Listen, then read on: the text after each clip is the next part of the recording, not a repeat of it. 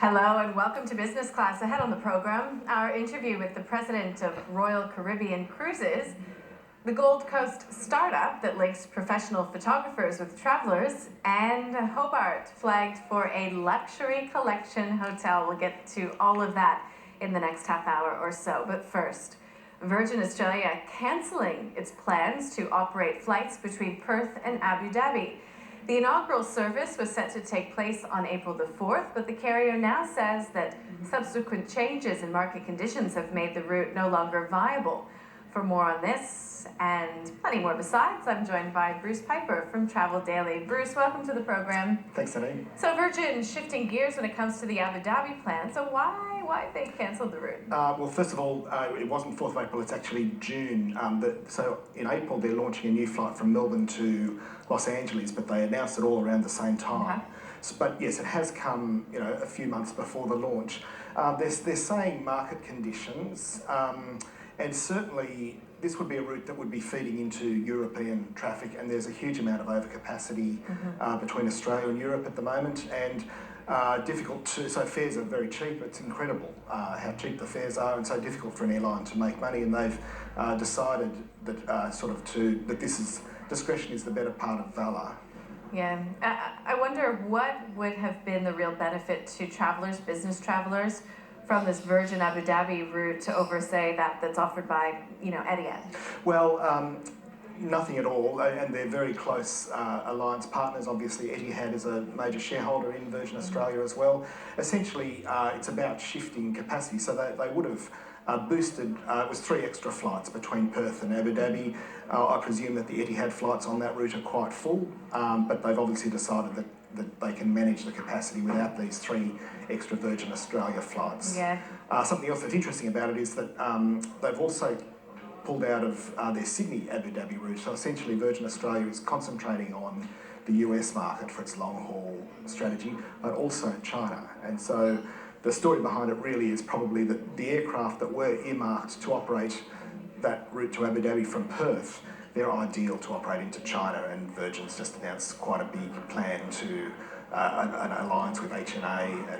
And that is where the future really lies. Of course, and we've seen Qantas has just launched Beijing. Virgin Australia, they've applied for Hong Kong and Beijing, where they're letting us guess which one it will be, and obviously there's a lot of competition on those routes as well, but there's a lot of people in China. How does Virgin do on that Trans-Pacific, from here to LA? Again, there's a lot of competition there, but what's interesting is that they're relaunching Melbourne, LA, which they pulled out of a few years ago, to concentrate on Sydney and Brisbane. So there's definitely capacity, but they've obviously decided that they really need to be going from all of the East Coast capitals into LA. And yeah, look, Melbourne's obviously a big source market. When they pulled out, it was around the time that United Airlines had launched its own Melbourne-LA flights, and so obviously I'd say that capacity is adjusted and there is room in the market for another player.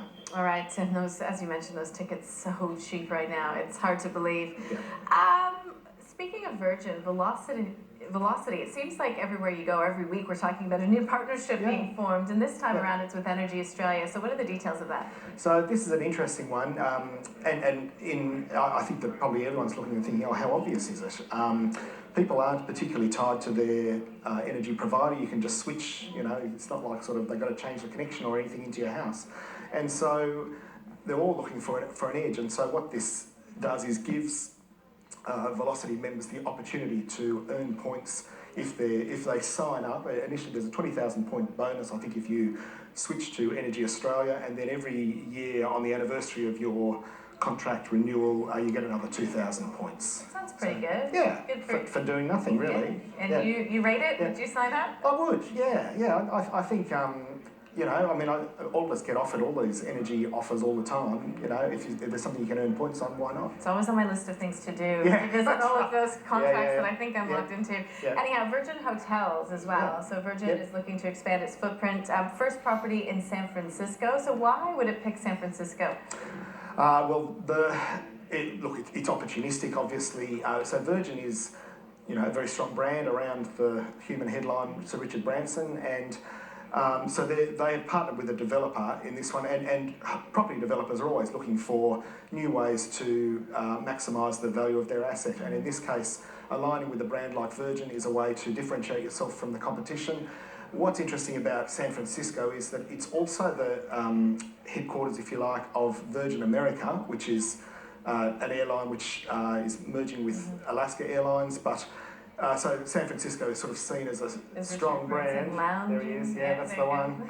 A strong place for the Virgin brand, so likely to be successful. So can you earn velocity points by staying in that hotel? No. So they all sort of bear the Virgin name, but at this stage, you know, never the twain shall meet. You could potentially, who knows, and I'm sure that there will end up being some tie-up between Virgin America and this hotel chain, but Virgin Australia, it's really just leveraging off that Virgin name. Yeah. But will you be able to get sort of flight bundle packages with the hotel? Look, again, some creative marketer might come up with an idea like that, and I'm sure the hotel would be amenable to it, but essentially they operate as completely separate businesses. And again, this hotel targeted at business travellers, I guess, good considering the Silicon Valley connection, so...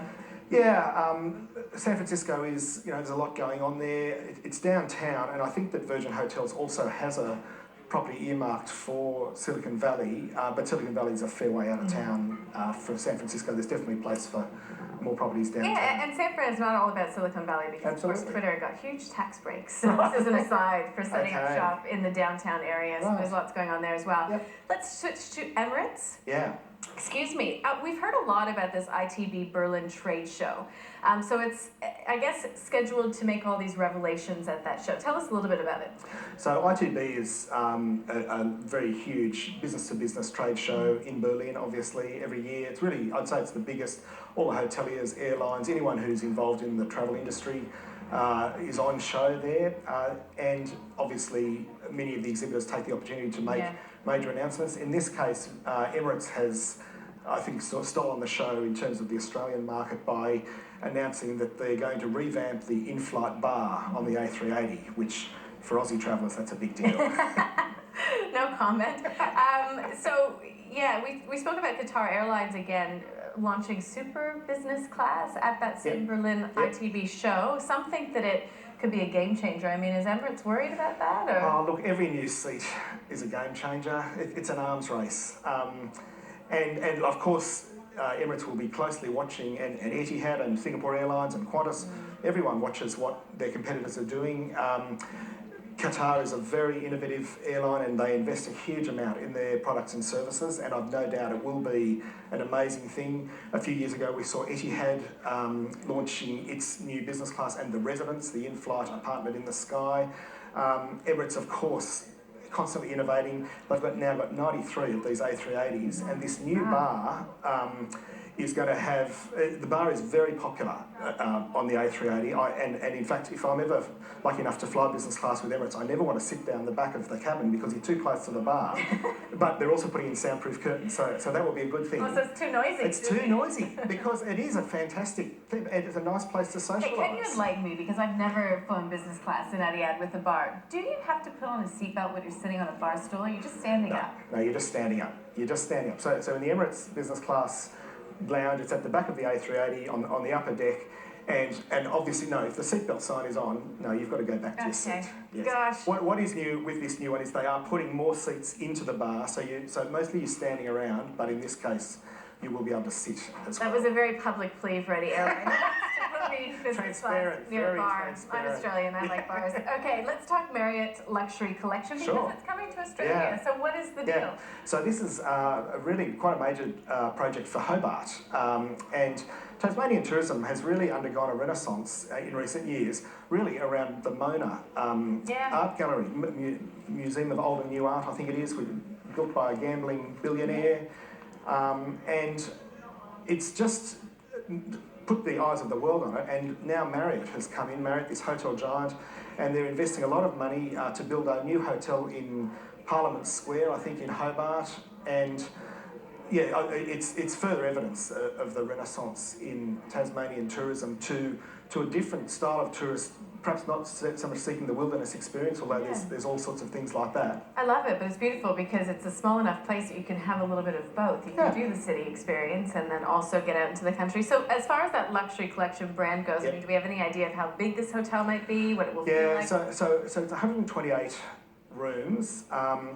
In terms of the feel, we don't really know. So the luxury collection it's a collection. It's eclectic. So rather than it being a cookie cutter kind of other brands where you know exactly what you're getting, I'm sure this will be a lovely luxury addition to the hotel stock, but we don't know the full details of what it's going to look like. And any scheduled opening? Yeah, October 2018. So it's a refurb of existing buildings. I think part of it is a hospital building.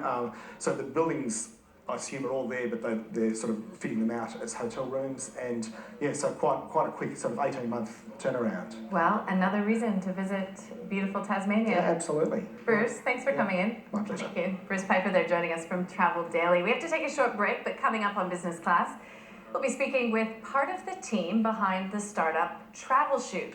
We'll tell you all about it when we return.